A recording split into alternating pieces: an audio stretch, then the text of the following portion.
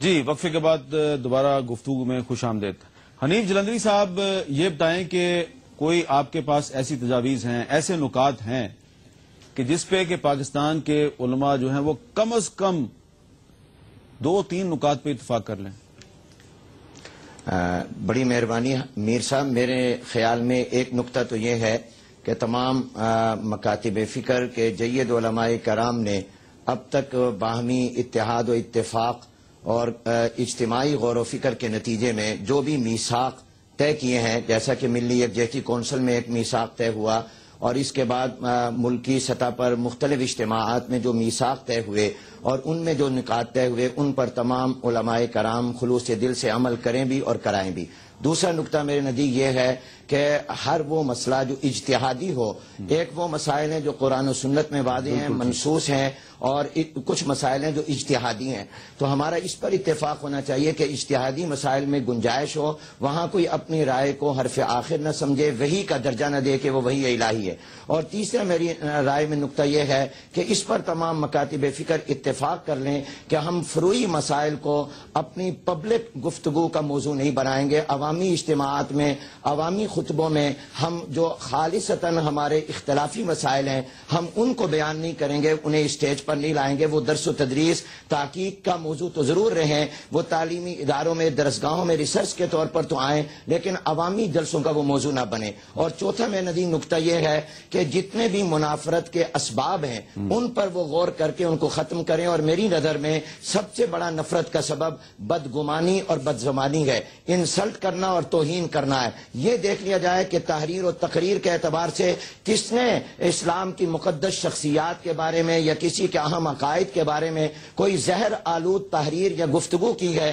اس کو تمام کنڈم کریں، اس کی تمام مذمت کریں اور اس سے اعلان براعت کریں. میں سمجھتا ہوں کہ یہ ایسے بنیادی نکات ہیں کہ جس پر بات بھی ہو سکتی ہے اور یہی اتحاد اور اتفاق کے لیے عملی طور پر ضروری ہیں.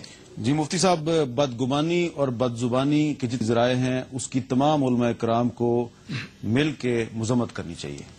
بالکل، قرآن مذمت کرتا ہے کہ یا ایھا الذین آمنوا اجتنبوا کثیرا من الظن ان بعض الظن اسم، کہ اے مومنو بدگمانی، بہت سے گمانوں سے بچو، بے شک بعض گمان گناہ ہوتے ہیں اور اس سے مراد بدگمانی ہے. رسول اللہ صلی اللہ علیہ وآلہ وسلم نے فرمایا کہ ایاکم والظن فإن الظن اکذب الحدیث، بدگمانی سے بچو، سب سے بڑا جھوٹ بدگمانی ہے. تو یہ اچھی بات ہے کہ کوئی کسی کے بارے میں بدگمانی نہ کرے، بلکہ ظن المؤمنین خیرا، جب تک کسی کی کوئی بات ثابت نہ ہو تو اس کے بارے میں بغیر ثبوت کے کوئی بات ایک دوسرے پہ کفر کے فتوے بھی نہ لگائیں. ہاں، ہم تو نہیں کہتے. اور میں ساتھ یہ بھی کہنا چاہتا ہوں، جو بات کہی گئی ہے کہ عامر نے ہتھیار تقسیم کیے، تو ہمارے طبقے کو نے کسی عامر سے کوئی ہتھیار وصول نہیں کیے، کسی بیرونی ملک یا کسی بیرونی طاقت سے کوئی وسائل اور تشدد کو پروموٹ کرنے کے لیے کوئی وصول نہیں کیا. اور اگر کوئی کرتا ثابت ہو جائے تو ہم اس کا دفاع نہیں کریں گے، جرم کا تحفظ ہم نہیں کریں گے. اور اس لیے یہ بھی ایک نقطہ اتفاق کا ہو سکتا ہے اس میں، بالکل ہو سکتا ہے کہ جرم کا کوئی بھی تحفظ نہ کرے. لیکن ایبسولوٹ یہ جو مجرد باتیں کی جاتی ہیں نا، ایبسٹریکٹ ٹائپ کی، اس کو چھوڑا جائے اور تعین کیا جائے کہ کون کر رہا ہے، کس کی طرف اشارہ ہے، وضاحت سے بات کی جائے اور حکومت سامنے آئے کہ کیوں ان کو کنٹرول نہیں کیا جا رہا اور کیوں ایسا ہوتا ہے. جیسے کوئٹے کی طرف آپ نے اشارہ کیا، ہم سب اس کی مذمت کرتے ہیں، اور کوئی بھی انسانی جان وہ کسی بھی مذہب کا ماننے والا ہو، یہاں تک کہ اگر غیر مسلم بھی ہے تو اس کی جان کے تحفظ کی ذمہ داری ہم سب پر عائد ہوتی ہے. حنیف جلندری صاحب، ریاست پر عائد. حنیف جلندری صاحب، کوئٹہ کے جو واقعات ہیں وہاں پہ جو دہشت گردی کی جا رہی ہے، ایک مخصوص طبقے کو نشانہ بنایا جا رہا ہے، اس کی آپ مخالفت کرتے ہیں، مذمت کرتے ہیں؟ میر صاحب، آپ مجھے ذاتی طور پر جانتے ہیں کہ میں نے ہمیشہ الحمدللہ ایسے واقعات کی مذمت کی ہے اور میں نے ہمیں ہمیشہ امن کی اپیل کی ہے. جو واقعات بلوچستان میں کوئٹہ میں اس کی مذمت بھی, جو کراچی میں ہوئے ان کی مذمت بھی, اور جو اس وقت ہمارے قبائلی علاقوں میں ہو رہا ہے اس کی بھی ہم بھرپور اس کا مذمت مطلب کرتے یہ ہے ہیں. کہ کسی بھی بے گناہ کچھ نہ کچھ ہم نے حاصل کر لیا اس پروگرام سے. خانم صاحبہ, کچھ نہ کچھ اتفاق رائے تو ہو گیا, کوشش کریں تو مزید اتفاق بھی ہو سکتا ہے. جی, میں یہ گزارش کر رہی تھی کہ دیکھیے قرآن کریم نے بیان کیا کہ ایک مسجد وہ ہے جہاں سے وَاعْتَصِمُوا بِحَبْلِ اللَّهِ جَمِيعًا کی آواز اٹھتی ہے, ایک مسجد وہ ہے جسے زرارم و تفریقم و کفرن بین المومنین, وہ مومنوں کے درمیان تفرقہ ڈالنے کے لیے اور جس کے لیے یہ حکم دیا جاتا ہے کہ وہ مسجد زرار ہے, اس کو ختم کر دیا جائے, نابود کر دیا جائے. تو یہ سلسلہ تو ہمیشہ سے جاری و ساری رہا ہے, اور قبلہ نے خود بھی فرمایا کہ خیر و شر کی قوتیں ہمیشہ برسر پیکار رہی ہیں.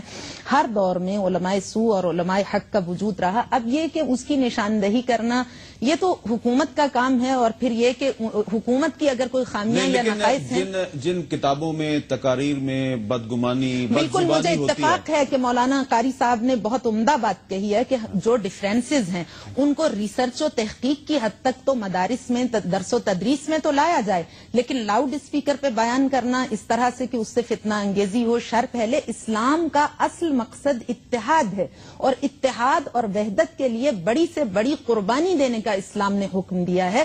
جو اس بات کو تسلیم نہیں کرتا اور جو واضح و موعظہ کا اسلام نے ہمیں قرآن میں تعارف کرایا وہ یہ ہے کہ اِلیٰ سبیل ربک بالحکمت والموعظۃ الحسنہ. موعظۃ الحسنہ صرف واز نہیں, ایسا خوبصورت واز ہو جس میں شیریں زبانی ہو, جس میں حسن گفتار ہو, قولوا للناس حسنا, تو بد زبانی کی آپ بھی مذمت کر رہی ہیں, کسی کی دل آزاری نہ ہو. حتیٰ کہ اگر آپ فساد نہیں پھیلا رہے اور کوئی آپ کے اس صحیح واز و نصیحت کو فساد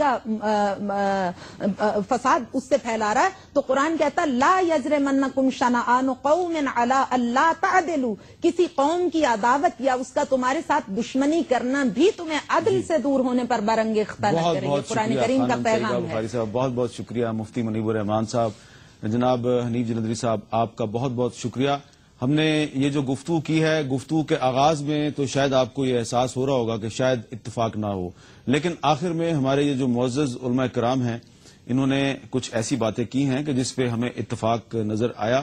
اور اگر یہاں پر ان چند نکات پہ اتفاق ہو سکتا ہے, مثلا اس بات پہ اتفاق ہوا ہے کہ بدگمانی اور بد زبانی کے جتنے بھی منبع ہیں اور جہاں سے وہ نکلتی ہے, جن کتابوں سے, جن تقاریر سے, ان کی انہوں نے مذمت کی ہے.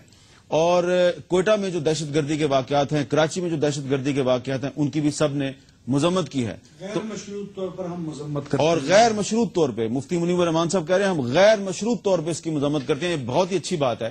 اور اگر ہمارے علماء کرام کو پاکستان میں ایسا فورم بنا لیں جہاں پہ یہ اکٹھے ہو کے اس طرح کے معاملات پر مزید گفتگو کریں اور مزید اتفاقات اور مشترکات جو ہیں وہ سامنے آئیں اور پھر وہ قوم کو بتائیں, تو ہمارے بہت سے مسائل حل ہو سکتے ہیں. چاہتی ہوں کہ قرآن کتاب اخلاق ہے, کتاب احکام نہیں. قرآن کریم میں احکامات بیان کیے گئے مگر بہت کم ہے وہ حصہ جس میں احکامات ہیں, اور پورا قرآن اخلاقیات پر مبنی ہے. یعنی اگر انسانی معاشرے اخلاق حسنہ کو اپنا لیں تو وہاں پر قرآن آیات الاحکام بھی قرآن مجید میں نے گزارش کیا کہ قرآن میں احکامات ہیں, لیکن اگر دونوں کا تقابل کیا جائے تو پورا قرآن کتاب اخلاق ہے اور اس میں احکامات کم ہیں. بہت بہت شکریہ. آپ نے دیکھا کہ اخلاق بھی ہے اور احکام بھی ہے, تو اللہ کا حکم ہے کہ میرا کہنے کا مقصد یہ تھا کہ اگر ہم اخلاقیات کو اپنا لیں تو سزا و تعزیر کا سلسلہ ہی ختم ہو جائے اگر ہم قرآن کریم کے اخلاقیات پر بالکل جی, ہم سب کو جو اخلاقیات کا درس دیا ہے اسلام نے اس پہ ہمیں عمل کرنا چاہیے, اور علماء کرام بھی اگر اس راستے پہ چلیں تو ہمارے بہت سے مسائل حل ہو جائیں گے. اجازت دیجیے, اللہ حافظ.